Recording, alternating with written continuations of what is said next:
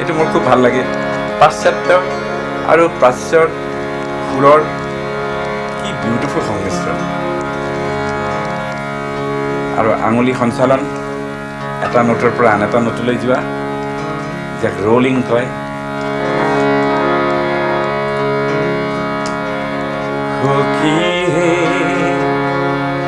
কি কমে দুখৰে কথা, অমৃত মঠতে মাক কৰিবা লিটাৰেচাৰ, অমৃত মঠতে বিহু পজিলে মিঠা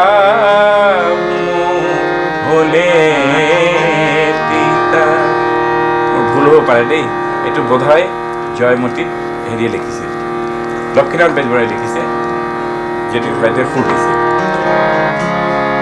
সখী হে কি কমে দুখৰে কথা, এটা ৰাগ আছে।